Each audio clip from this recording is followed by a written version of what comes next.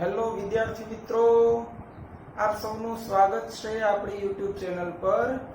હું તમારી સમક્ષ એક નવા જ લેક્ચર, નવા જ ટોપિક સાથે હાજર થયો છું આજે। મિત્રો, અગાઉના લેક્ચરમાં તમે અવરોધ વિશે ભણ્યા, તો અવરોધ શું છે, અવરોધ કેના પર આધાર રાખે છે, એ બધી બાબતનો તમે અભ્યાસ કરી ગયા છો। અવરોધ એક હાર્ડવેર એલિમેન્ટ છે મિત્રો, એટલે કે રોજિંદા જીવનમાં કોઈ ઇલેક્ટ્રિકલ સર્કિટ બનાવવી હોય તો આ અવરોધને પરિપથમાં જોડવો જોઈએ।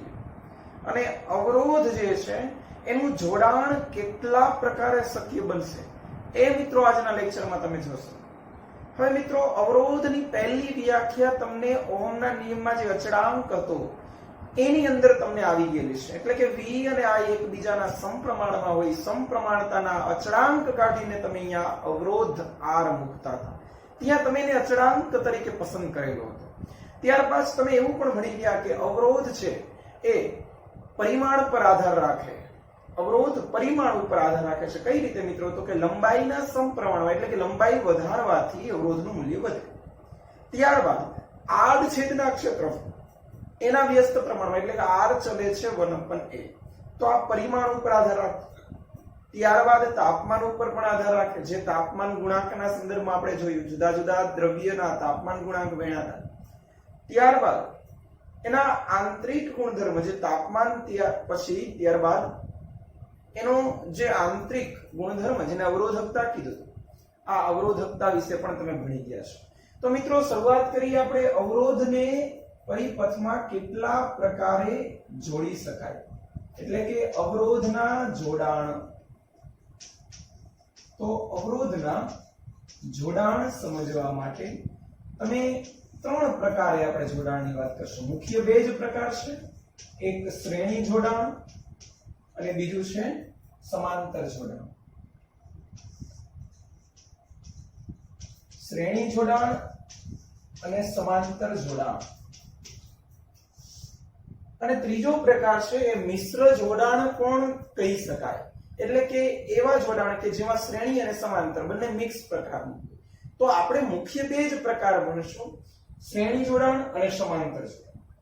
તો શ્રેણી જોડાણ કહેવાય કોને, એની શરૂઆત કરીએ તો કે જ્યારે જુદા જુદા બે કે તેથી વધુ અવરોધો, આ એક છેડો અને આ અવરોધનો બીજો છેડો, અવરોધનો બીજો છેડો એ બીજા અવરોધના પહેલા છેડા સાથે જોડેલો હોય, એટલે કે એક જ માર્ગ પર બંને અવરોધ આવેલા હોય।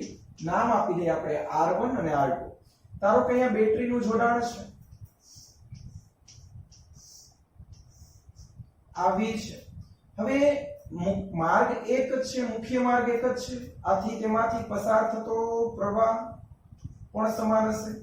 જેટલો પ્રવાહ R1 ના છેડામાંથી બહાર નીકળશે એટલો જ R2 માં દાખલ થશે, પણ અવરોધના, એટલે કે પ્રવાહ અચળ છે, I સમાન રહેશે, એટલે કે અચળ। તો અવરોધના બે છેડા વચ્ચે ઉદ્ભવતો વિદ્યુત સ્થિતિમાન અથવા ડ્રોપ વોલ્ટેજ એ અવરોધના સમપ્રમાણમાં રહેશે। અહીંયા આપણે I ને અચળ તરીકે સ્વીકારેલો છે, તો ઓહમનો નિયમ મેં વાપરેલો છે કે V બરાબર IR ચલે છે, આ બરાબર I ના સ્થાને મેં ચલે છે R મૂક્યું, એટલે કે I અચળ છે, એટલે કે જે અવરોધનું મૂલ્ય મોટું હશે તેનો ડ્રોપ વોલ્ટેજ વધુ હશે મિત્રો। એટલે કે R1 ના બે છેડા વચ્ચે ડ્રોપ વોલ્ટેજ V1 છે, R2 ના બે છેડા વચ્ચે જે વોલ્ટેજ છે એને આપણે V2 કહીએ, પણ આ કુલ વોલ્ટેજ, આ V1 અને V2 નો સરવાળો તમે કરશો તો પાછો મુખ્ય વોલ્ટેજ જેટલો થઈ જશે। એટલે કે સમગ્ર ઘટના દરમિયાન બે સંરક્ષણના નિયમ અહીં લાગુ પડેલા છે। પહેલી વાત તો કે શ્રેણીમાં જોડેલા છે, એટલે કે વિદ્યુત ભાર અચળ રહે છે, જેટલો વિદ્યુત ભાર દાખલ થાય છે એટલો જ વિદ્યુત ભાર બીજા છેડેથી બહાર નીકળે છે, જે હંમેશા આ સંરક્ષણનો નિયમ લાગુ પડતો જ હોય છે મિત્રો। ત્યારબાદ ઉર્જા સંરક્ષણનો નિયમ પણ લાગુ પડ્યો એમ કહી શકાય, એટલે કે બે છેડા વચ્ચે વ્યય પામતી ઉર્જા, બીજા છેડે વ્યય પામતી ઉર્જા, બંને ઉર્જાનો સરવાળો કર્યો વિદ્યુત સ્થિતિમાનનો, એટલે મુખ્ય વિદ્યુત સ્થિતિમાન જેટલું મળે। હવે આપણે નિયમ વાપરી દેવો, ઓહમનો નિયમ, V = I * R, સમતુલ્ય અવરોધ, મેં નામ આપ્યું છે R ઇક્વલ, અથવા શ્રેણીમાં છે તો સિરીઝ આપણે RS નામ આપીએ।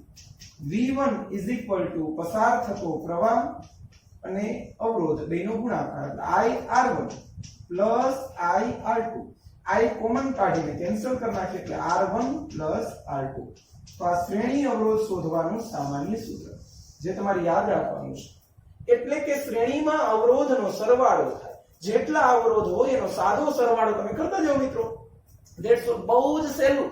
10મા ધોરણમાં પણ તમે ભણી ગયા છો, બીજા ચેપ્ટરમાં પણ તમે ભણવાના છો.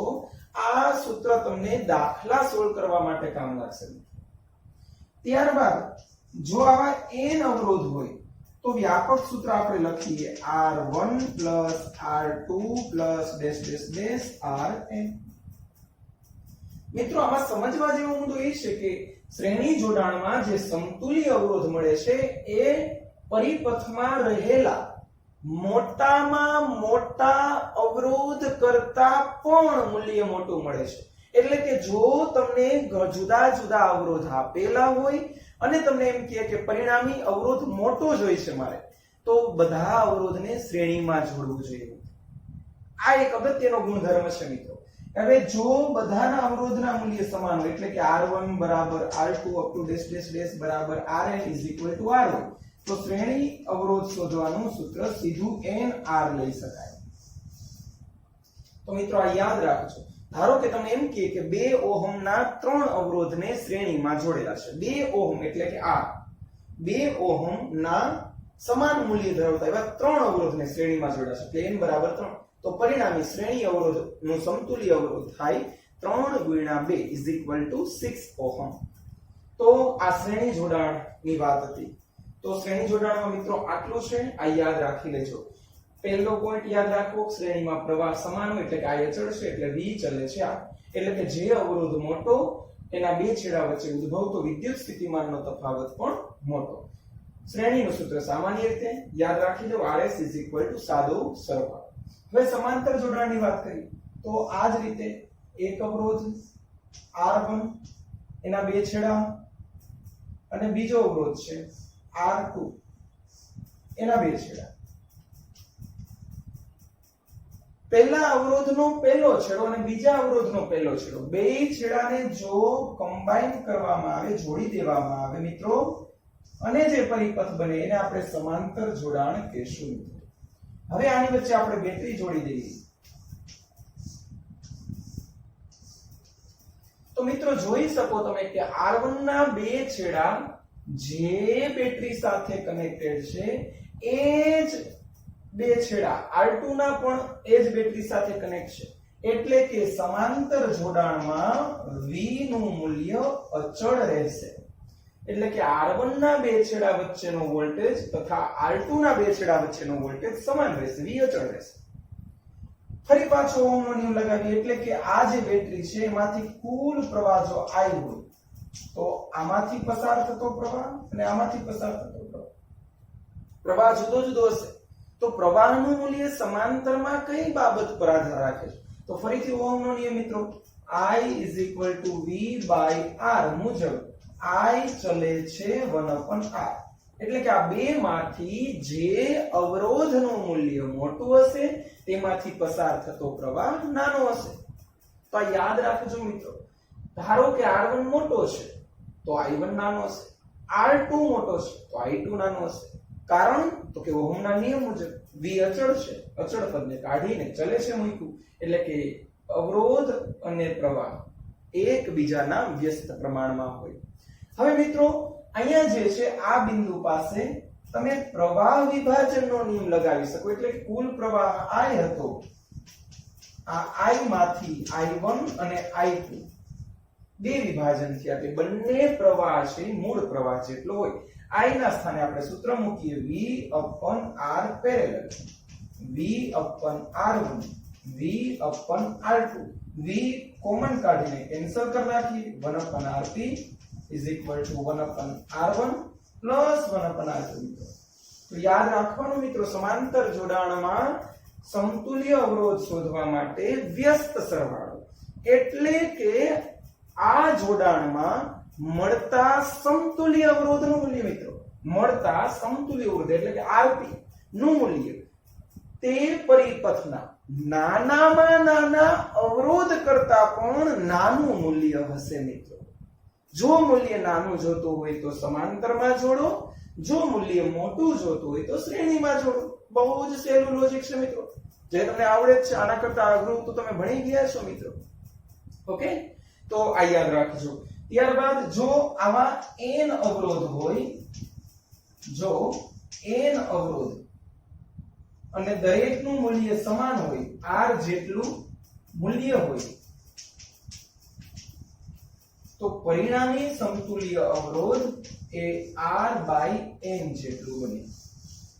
એટલે કે હમણાં પ્રશ્ન પૂછ્યો એમ કે જો તમને એમ કહે કે 2 ઓહમના 3 અવરોધને આપસમાં સમાંતરમાં જોડવો છે, તો સમતુલ્ય અવરોધ કેટલું થાય મિત્રો? તો r = 2 હું બોલ્યો તો 3 બોલ્યો, સમાંતર સંખ્યા બોલ્યો તો એટલે 2/3, 2/3.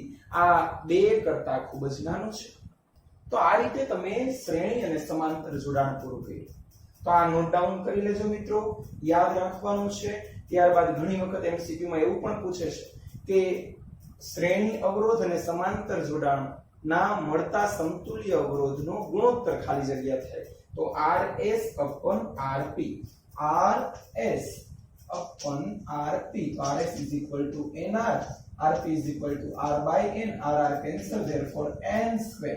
તો મિત્રો આ યાદ રાખવાનું છે.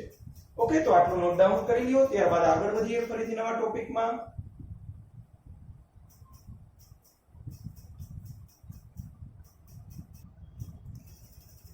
ત્યારબાદ મિત્રો તમને જો એમ કે આ અવરોધ R1 માંથી પસાર થતો પ્રવાહ શોધો. જો તમારી પાસે કુલ પ્રવાહ હોય મિત્રો I, તમારી પાસે I2 પણ હોય, પણ I1 શોધવાનું હોય તો સીધું સૂત્ર વાપરી શકો, જેને તમે પ્રવાહ વિભાજનનું સૂત્ર કહો છો. પ્રવાહ વિભાજન માટેનું સૂત્ર કે I1 એટલે કે R1 માંથી પસાર થતો પ્રવાહ શોધવો છે I1. તો મેઈન પ્રવાહ એટલે કે I, ઓપોઝિટ રેઝિસ્ટન્સ એટલે કે તમે અહીંયા I1 ની વાત કરો છો તો તમારે ઓપોઝિટ રેઝિસ્ટન્સ R2 લેવાનો, નીચે બે અવરોધનો સરવાળો. આ જ રીતે I2 I R1 ના છેદમાં R1 R2. આ પ્રવાહ વિભાજનનું સૂત્ર કહેવાય મિત્રો. આ દાખલા તથા MCQ માં તમને કામ લાગશે. તો આ યાદ રાખવાનું છે તમારે. ઓકે, તો આગળ વધીએ.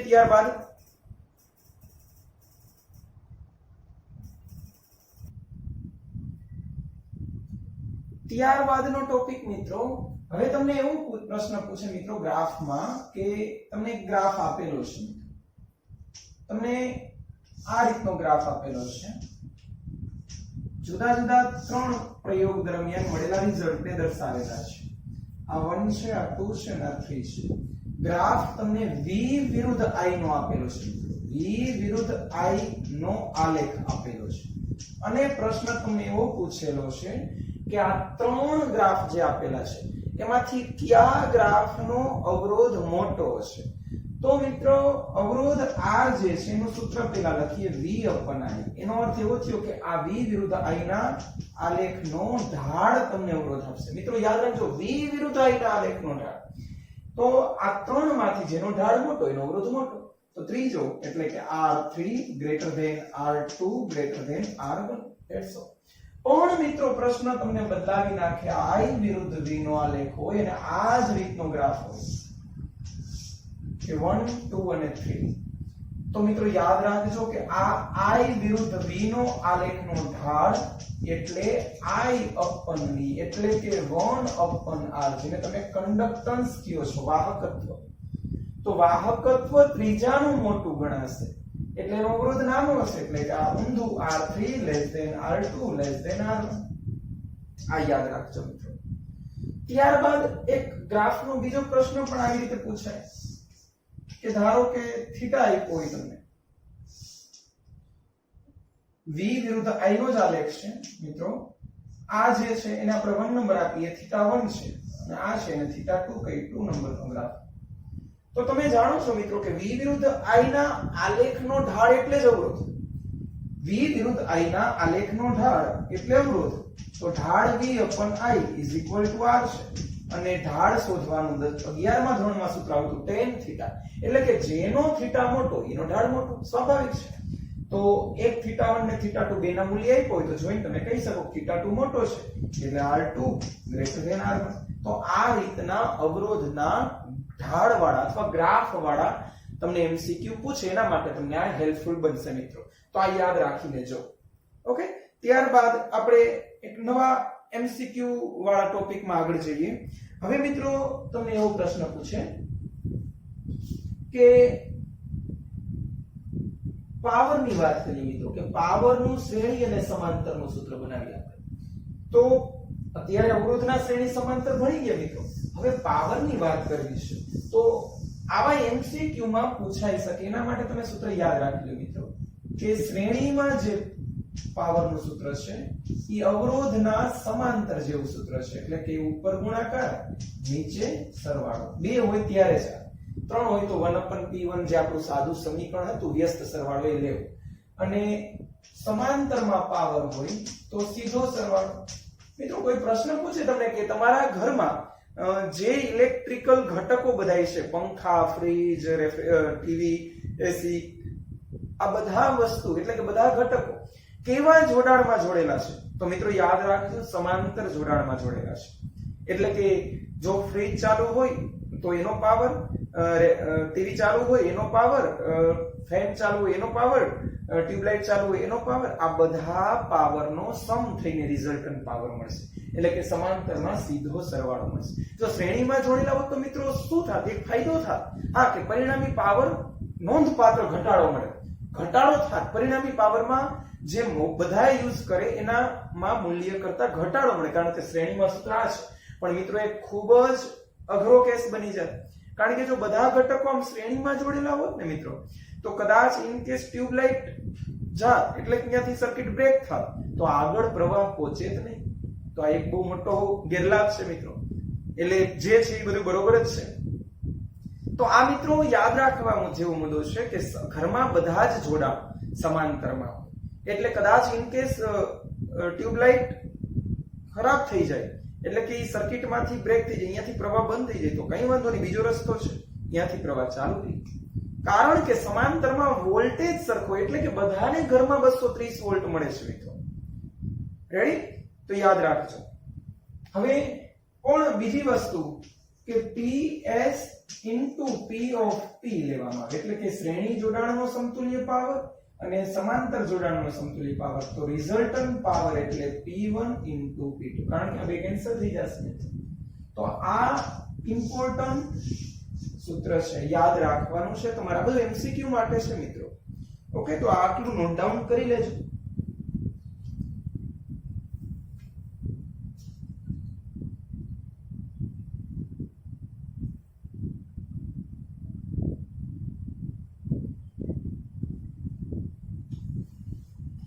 ત્યારબાદ મિત્રો પ્રશ્ન એવો પૂછે કે ઉષ્મીય ઉર્જાની વાત આવે મિત્રો. તો ઉષ્મીય ઉર્જા અથવા ઉષ્મા અથવા ઉષ્મીય ઉર્જા હીટ, તો H = સૂત્ર I2R × T છે. હવે પ્રશ્ન આપણો એવો છે કે આ H = I2R × RT, sorry temperature નથી, સમય છે એટલે સ્મોલ t વડે હું દર્શાવીશ. અને બીજું સૂત્ર તમે થર્મોડાયનેમિકમાં ભણી ગયા છો, mc × Δθ. Δθ એટલે તાપમાનનો ફેરફાર. જે વસ્તુ અચળ છે એનો મિત્રો કેન્સલ આઉટ કરી નાખી. ધારો કે પરિપથ છે જેની વાત કરીએ છીએ, અવરોધ ફિક્સ છે, બદલાવાનો નથી, એટલે કે ચલિત અવરોધ નથી, ફિક્સ છે. તો સમય પણ ફિક્સ કરી નાખી, mc આ બધું ઉડાડી દઈએ મિત્રો. તો I2 ચલે છે ΔT, એટલે કે જેમાંથી જાજો પ્રવાહ પસાર થશે એ વધુ તાપમાનનો તફાવત અનુભવશે. તો I2 ચલે છે ΔT. તમને કોઈ પ્રશ્ન પૂછે કે એક પરિપથ છે એમાંથી પસાર થતો પ્રવાહ 2 એમ્પિયર છે, જો હવે અચાનક પ્રવાહનું મૂલ્ય બમણું કરવામાં આવે તો તાપમાનનો તફાવત કેટલા ગણો થશે મિત્રો? તો પ્રવાહ બમણો કરવાનો, I બમણો કરો એટલે એનો સ્ક્વેર 4, એટલે કે તાપમાનનો તફાવત 4 ગણો થશે મિત્રો. તો આ પણ MCQ સોલ્વ કરવા માટે તમને ખ્યાલ આવે, એટલે MCQ સોલ્વ કરવા માટે તમને ફાયદો કરશે. એટલે આ યાદ રાખતા જજો મિત્રો. આ MCQ માટેના આપણે મુદ્દા અત્યારે લેતા જઈએ છીએ. ત્યારબાદ આપણે બીજા પણ MCQ ની વાત કરીએ. પણ એની પહેલા થોડાક ઉદાહરણ કવર કરી લઈએ મિત્રો. હવે ત્યારબાદ મિત્રો અહીંયા એક MCQ માટેનો મુદ્દો લખેલો છે કે એક વર્તુળાકાર એક રિંગ લીધેલી છે. આ રિંગ પર બે બિંદુ દર્શાવેલા છે A અને B. એમની વચ્ચે મેં બેટરી જોડેલી છે V. તો તમને એવો પ્રશ્ન પૂછે કે આ A અને B વચ્ચે સમતુલ્ય અવરોધ શોધો. તો મિત્રો યાદ રાખી લ્યો કે વર્તુળ પરના કોઈ પણ બે બિંદુ વચ્ચે સમતુલ્ય અવરોધ શોધવાનો કી એ હંમેશા સમાંતર જોડાણમાં હોય. એટલે કે A અને B, આને હું નામ આપી દઉં R1 અને આ જે છે આર્ક એને હું નામ આપું છું R2. તો યાદ રાખો કે RAB is equal to R1 R2 upon R1 plus R2. આ MCQ સોલ્વ કરવા માટે મિત્રો ધારો કે તમને એમ કે એકમ લંબાઈ દીઠ એટલે કે 1 મીટર દીઠ રો અવરોધ છે અને આ ખૂણો થીટા આપ્યો તો મિત્રો તમને આ ખ્યાલ હોવો જોઈએ કે આ ખૂણો થાય 2π - થીટા. તો યાદ રાખવાનું. હવે તમારે ત્રિરાશિ મુજબ શોધી લેવાનું કે એકમ લંબાઈ દીઠ અવરોધ રો છે તો આ L1 એટલે કે આ ચાપ છે તો ચાપ બરાબર ખૂણો ઇન્ટુ ત્રિજ્યા. ત્રિજ્યા ધારો કે સ્મોલ r છે અને ખૂણો થીટા છે તો આ થાય r ઇન્ટુ થીટા અને આ થશે સ્મોલ r ઇન્ટુ 2π - થીટા. તો હવે r1 જે છે એનું મૂલ્ય થશે ρ ઇન્ટુ L1. L1 એટલે r ઇન્ટુ થીટા. જ્યારે r2 છે એનું મૂલ્ય ρ ઇન્ટુ L2 આથી 2π - થીટા. હવે આ બંનેની કિંમત અહીંયા મૂકી દો, સોલ્વ કરો, ધેટ્સ ઓલ, પૂરું. તો આટલું સહેલું હોય છે મિત્રો MCQ આના. પણ તમને ખ્યાલ હોવો જોઈએ કે આ MCQ કઈ મેથડ થી સોલ્વ કરી શકાય. ઘણી બધી શોર્ટકટ છે મિત્રો. જ્યારે આ ચેપ્ટર પૂરું થશે ત્યારે આ ચેપ્ટરના એન્ડમાં આપણે MCQ ઝડપથી આ ચેપ્ટરના કેમ સોલ્વ કરી શકાય એના માટેની શોર્ટકટનો પણ એક આપણે લેક્ચર લઈ લેશું જેથી કરીને તમને ખ્યાલ આવે કે MCQ ઝડપથી કેમ સોલ્વ કરવા. મહત્વનું મિત્રો અત્યારે ઝડપથી કેમ કામ કરવું એ છે. કારણ કે નીટમાં બીજું કંઈ નથી હોતું મિત્રો. MCQ આપણી જે ટેક્સ્ટબુક હોય એમાંથી જ બનાવેલા હોય પણ મિત્રો આ MCQ તમારે ખૂબ ઝડપી ઓછા સમયમાં કઈ રીતે આઈડેન્ટિફાઈ કરવા, કઈ રીતે ડીકોડ કરવા એની ટ્રીક આવડતી હોવી જોઈએ મિત્રો. તો આ આપણે લેક્ચરના એન્ડમાં એટલે કે ચેપ્ટર કમ્પ્લીટ થાય ત્યાર પછી એક વખત આપણે જી નીટ માટેનું લેક્ચર ગોઠવી નાખશું જેમાં ખાલી MCQ સોલ્વ કરશું મિત્રો. ઓકે, તો અત્યારે ટેક્સ્ટ બુકનું જે બાકી છે એ પહેલા પૂરું કરીએ.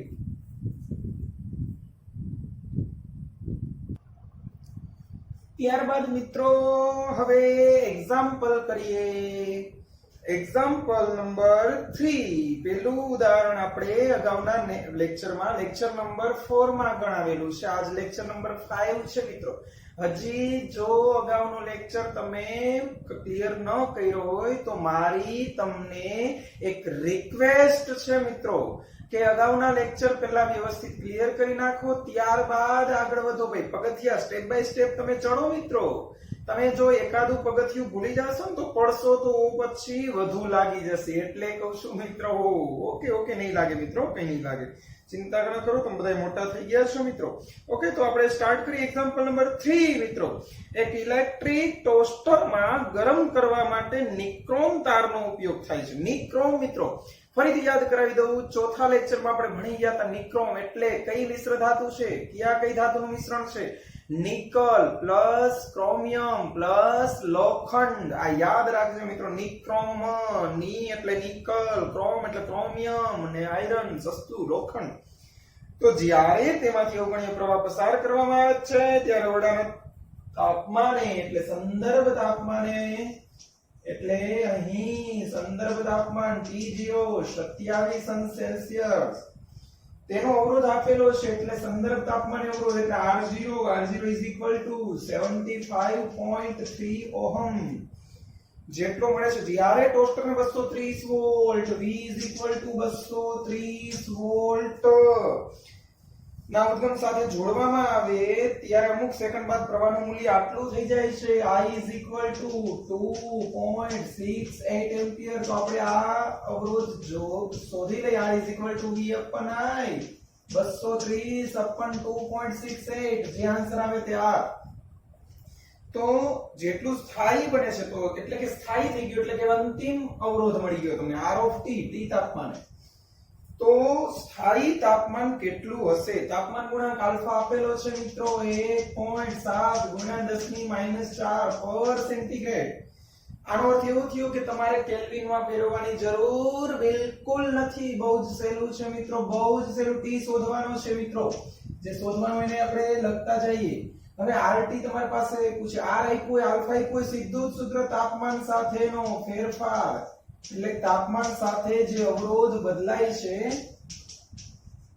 એનું સૂત્ર R of t is equal to R0 બ્રેકેટમાં 1 + alpha t - t0. બહુ જ સહેલું મિત્રો. R of t is equal to જે અહીંયા તમને મળે, અહીંયા જે 230 ભાગ્યા 2.68 આપણે કરી લઈએ તો 85.8 ઓહમ મળે છે.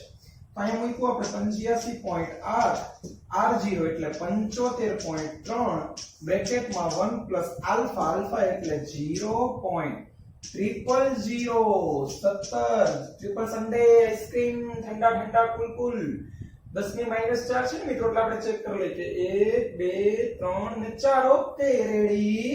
T T T T T T શોધવાનો છે -t0 27 ધેટ્સ ઓલ. આને છેદમાં આવવા દો એટલે 85.8 ભાગ્યા 75.3 1 + 0.3 સન્ડે t - 27. 1 ને આ બાજુ લઈ લો, આનો આન્સર જે આવે તે -1 is equal to 0.3 Sunday t - 27 જે આવે એને છેદમાં લઈ લ્યો એટલે આ જે આન્સર આવે એના છેદમાં 0.3 સન્ડે બરાબર t - 27 જે આવે એમાં +27 ઉમેરી દો, therefore t. દાખલો પૂરો. ઓકે, બહુ જ સહેલો. છતાંય બોર્ડવાળા બહુ દયાળુ છે તમારા કે આવા દાખલા ઘણા બધા આપેલા છે. સ્વાધ્યાયમાં પણ આના જેવો એક દાખલો છે, જાતે ગણજો, ન થાય તો મને કહેજો. ઓકે, આગળ વધીએ. Example number 4. હવે તમને કીધું છે પ્લેટિનમ અવરોધ ધરાવતા થર્મોમીટરમાં મિત્રો આ યાદ રાખી લેજો, નોટ ડાઉન કરી લેજો. બહુ સહેલું છે, ટાઈમ નહીં બગાડીએ. હવે તમને પ્લેટિનમ મિત્રો મોંઘી ધાતુ પ્લેટિનમ આવે એટલે ભાઈ આપણને થોડી બીક લાગે, લૂંટફાટ થવાની. તો પ્લેટિનમ અવરોધ ધરાવતા થર્મોમીટરમાં રહેલા પ્લેટિનમ તારનો અવરોધ બરફના તાપમાને મિત્રો, બરફના તાપમાને, બરફ ઠંડા ઠંડા કુલ 0 સેલ્સિયસ બરફના તાપમાને અવરોધ આપ્યો છે R0 is equal to 5 ohm. ત્યારબાદ વરાળના તાપમાને ઓહો વરાળ 100 ડિગ્રી સેન્ટીગ્રેડ. કઈ મેક્સિમમ ટેમ્પરેચર રાજસ્થાનમાં ચૂરુ એની જેમ 5.23 ઓહમ. આને આપણે કંઈક નામ આપી દઈએ T1. આને T1. જ્યારે થર્મોમીટરને હોટ બાથમાં ડુબાડવામાં આવે ત્યારે પ્લેટિનમ તારનો અવરોધ નામ આપી દે R2 5.795 ઓહમ. તો બાથનું તાપમાન શોધો એટલે કે આ T2 શોધવાનો છે. તો મિત્રો ફરીથી એ જ રીતે અવરોધ તમને આલ્ફા કદાચ આપેલો નથી. ઓકે, આલ્ફા નથી આપેલો તો પ્રશ્ન એ થાય કે આલ્ફા નથી આપ્યો તો આપણે કેન્સલ આઉટ કરવાનો પ્રયત્ન કરશું. ઓકે, તો પહેલા સૂત્ર લખી નાખીએ. R of t is equal to R0 બ્રેકેટમાં 1 + alpha t - t0. તો પહેલા t0 મૂકી દે. t0 ની કિંમત માત્ર t0 મિત્રો, બીજું કંઈ નહીં. R of t is equal to R0 બ્રેકેટમાં 1 + alpha t - t0 ના સ્થાને 0 મુકાઈ ગયું એટલે આલ્ફા * t. આ સમીકરણને આપણે બેઝ બનાવશું. એક વખત t1 માટે ગણતરી કરીએ તો R1 બરાબર R0 બ્રેકેટમાં 1 + આલ્ફા t1 સમીકરણ 1 નામ આપીએ. હવે t2 માટે ગણતરી કરીએ એટલે R2 બરાબર R0 1 + આલ્ફા * t2. હવે આને નામ આપશું સમીકરણ નંબર 2. ત્યારબાદ હવે જોવાનું વિચારવાનું છે મિત્રો કે તમારે તો પાસે જે આલ્ફા છે એ આલ્ફા તો તમારી પાસે છે નહીં, બિલકુલ નથી આલ્ફા. ઓકે, રકમમાં છે જ નહીં, કઈ વાંધો નહીં. હવે આ બેનો ગુણોત્તર લઈ R0 ઉડી જશે મિત્રો. R0 ની કઈ રિક્વાયરમેન્ટ આઈ થિંક લગભગ નહીં રહે, તો છતાં પણ ચેક કરી લઈએ કે R2 R1 ઓકે છે, R2 R1 છે મિત્રો. એક રસ્તો આપણી પાસે છે કે આલ્ફા નથી R0 છે, તો આલ્ફાને કેન્સલ કરવા માટે શું કરવું જોઈએ? તો સમીકરણ 2 માંથી એક મિત્રો બાદ કરો. ઓકે, બાદ કરીએ, જોઈએ શું મળે છે. T2 T1 આ બધું શોધવાનું છે. તો આ રીતે આપણે આગળ વધીએ તો એમાંથી t ને કરતા બનાવીએ. ઓકે, તો બે રીતે ગણી શકાય. જો તમારે r2 r1 કરવું તો ગણતરી આ રીતે થશે, r2 r1. Okay, r2 r1 is equal to r0 common કાઢીએ, બ્રેકેટમાં 1 plus alpha t2 minus 1 plus alpha t1. Okay, r0 ના r0 અથવા r0 નીચે લઈ લો તો r2 r1 upon r0. 1 1 cancel થઈ જશે, આલ્ફા કોમન નીકળી જશે, t2 t1. પણ મિત્રો આલ્ફા છે જ નહીં મારી પાસે, આલ્ફા નથી, દિક્કત થઈ ગઈ છે. તો આલ્ફા નો હોય તો મારી પાસે t2 છે મિત્રો, t2 શોધવાનું છે. ઓકે, આલ્ફા પણ નથી. હા, તો મિત્રો હજી આપણી પાસે એક વિકલ્પ બાકી રહે છે. કયો વિકલ્પ મિત્રો? તો પહેલા r of t અહીંયા 100 આપેલું છે, r0 પણ તમને ખબર છે, એના ઉપરથી આલ્ફા મળી જાય અને આ આલ્ફાની કિંમત અહીં મૂકી દો, પૂરો દાખલો. That's all. બહુ જ સહેલું, કંઈ હતું નહીં, ખોટે ખોટા આપણે ટેન્શનમાં આવી ગયા હતા મિત્રો. બહુ જ સહેલું છે મિત્રો, આલ્ફા ઇન્ટુ t. આ સમીકરણને જ આપણે મૂળભૂત બનાવીએ, સમીકરણ a ને જ મૂળભૂત બનાવી દે એટલે સીધું અહીંયાથી શોર્ટકટ બને rt, r0 ને દાખલ કરો, rt r0 r0 alpha t. આ સમીકરણ પરથી કહી શકાય rt r0 બરાબર r0 આલ્ફા t. જ્યારે હું એમ કહું કે t1 મૂકું તો અહીંયા t1 આને કહી દે 1 નંબર, અહીંયા હું t2 લઉં તો આપણે t2 મૂકશું એટલે r0 alpha t2. That's all. સમીકરણ 1 અને 2 હટાવી દે મિત્રો. આ સમીકરણની કઈ જરૂરિયાત નથી, મેં ડાયરેક્ટ કિંમત મૂકી દીધી છે. ઓકે, એટલે સીધો કટકો થઈ જશે.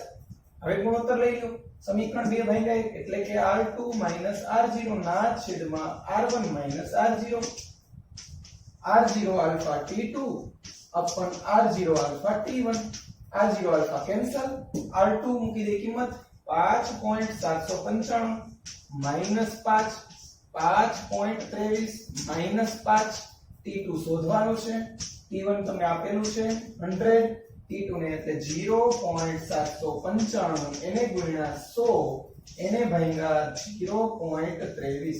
આ તમારો મિત્રો આન્સર રહેશે. That's all. t2 શું આવે છે આન્સર ચેક કરી લેજો. ઓકે, બહુ જ સહેલું મિત્રો. તો તમે સીધું યાદ રાખતા જાઓ કે ભાઈ જ્યારે તમને આલ્ફા નો હોય તો કાઉન્સ છોડી નાખો, ત્યાર પછી ગુણોત્તર લ્યો એટલે બે સ્ટેપ કપાઈ જાય. ઓકે, તો આ એક્ઝામ્પલ નંબર 4 હતું મિત્રો. ત્યારબાદ આપણે ફરીથી બસ આજે આટલું રાખીએ મિત્રો. સ્વાધ્યાયના દાખલા આવા છે જે આને લગતા છે, ઘરે ગણવાનો પ્રયત્ન કરજો, નહીતર નેક્સ્ટ લેક્ચરમાં આપણે લઈ લેશું. ઓકે, તો આજે આટલું રાખીએ મિત્રો. હવે બીજી વસ્તુ કે આ જે છે 1 થી 5 લેક્ચર ચેપ્ટર નંબર 3 ના એ વ્યવસ્થિત કન્ટેન્ટફુલ વ્યવસ્થિત ધ્યાનથી જોઈને નોટ ડાઉન કરી નાખજો, નહીતર લોકડાઉનમાં નોટ ડાઉન કરવાનું રહી જશે મિત્રો. Okay, bye bye.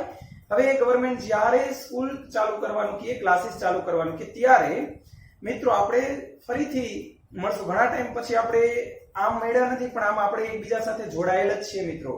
ઓકે,